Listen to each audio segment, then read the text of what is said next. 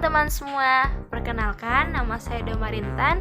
Saya berasal dari program studi ilmu administrasi negara dari Fakultas Ilmu Sosial Universitas Negeri Padang dengan NIM 2104-2016. Pada kesempatan kali ini saya akan menjelaskan materi dari mata kuliah pengantar ilmu pemerintahan. Adapun materi yang kita bahas pada kesempatan kali ini yang pertama, perkembangan konsep dari government menuju ke governance. Yang kedua, perbandingan tata kelola pemerintahan sound governance, dynamic governance, dan open government. Governance ditempatkan sebagai arena di mana kekuasaan yang berkaitan dengan urusan publik berlangsung. Nah, istilah governance itu sendiri ternyata mengalami beberapa perbedaan makna dari sebelumnya ataupun perubahan.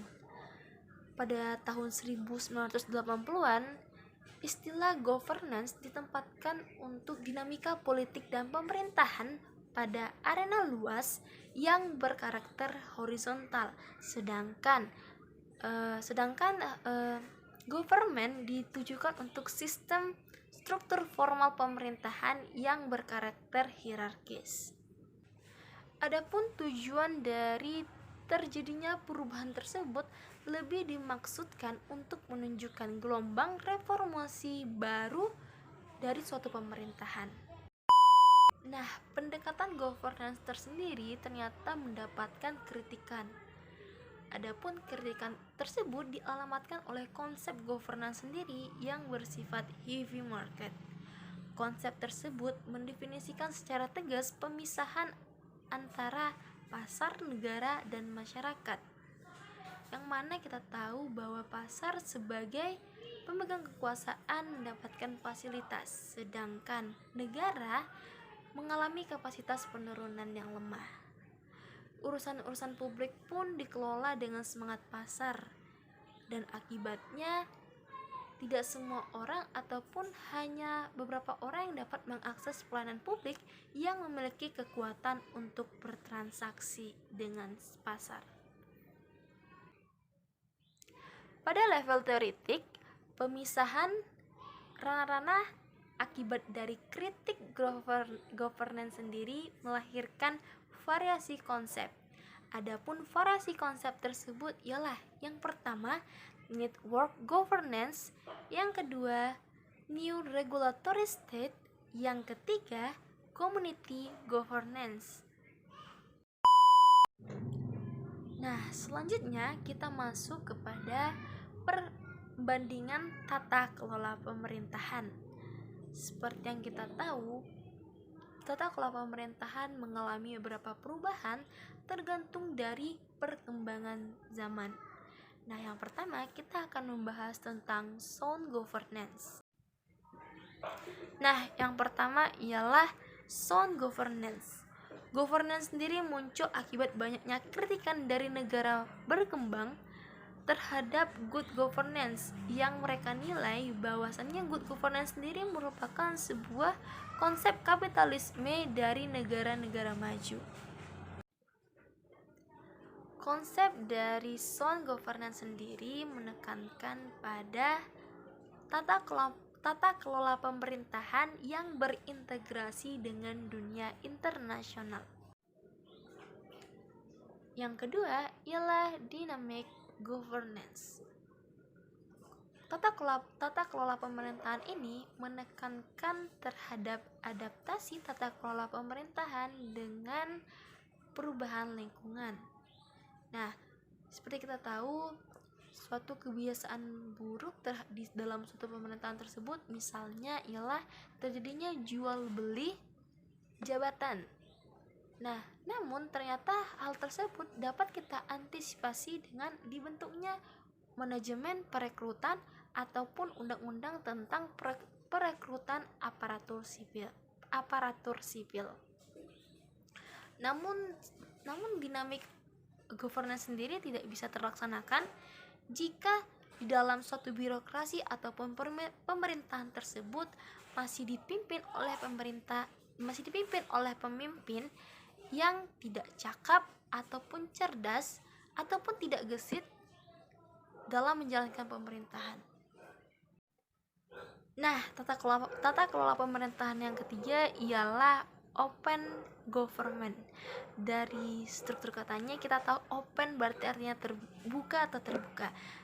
Nah, salah satu pilar dari tata kelola pemerintahan ini sendiri ialah transparansi.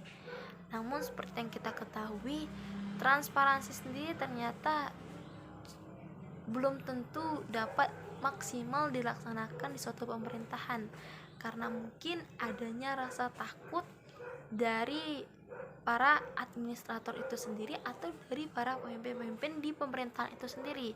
Namun jika kita menilai jika memang pemimpin tersebut menjalankan pemerintahan dengan baik, maka tidak perlu ada yang ditakuti untuk terbuka kepada masyarakat.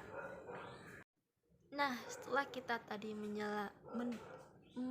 mengetahui beberapa sedikit tentang tata kelola pemerintahan dari sound governance, dynamic governance, dan open government, ternyata ketiga tata kelola pemerintahan tersebut memiliki kekuatan dan kelemahannya masing-masing.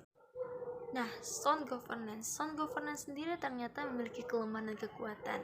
Adapun kekuatan dari sound atau kelebihan dari sound governance ialah dengan adanya kerjasama internasional lebih memudahkan kita untuk menyelesaikan suatu masalah.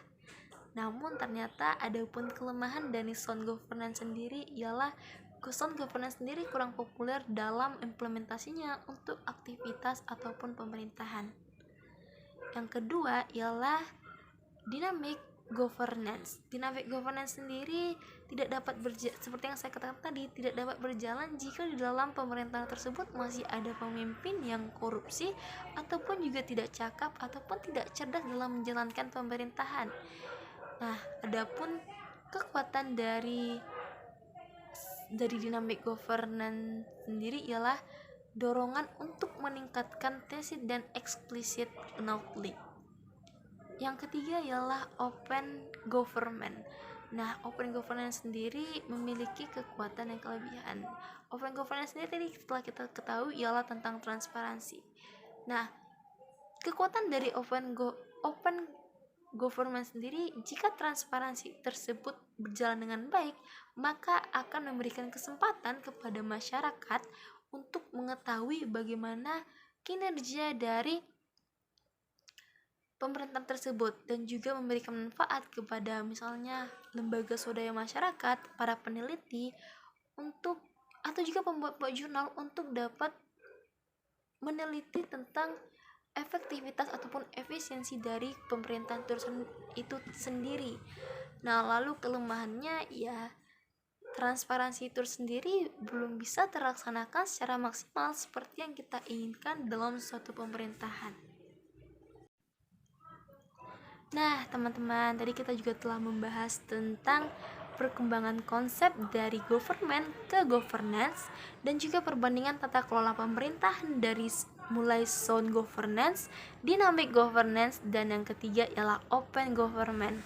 Nah, dari penyampaian materi tersebut saya harapkan semoga teman-teman atau dapat membantu teman-teman dalam menambah wawasannya tentang materi pengantar ilmu pemerintahan.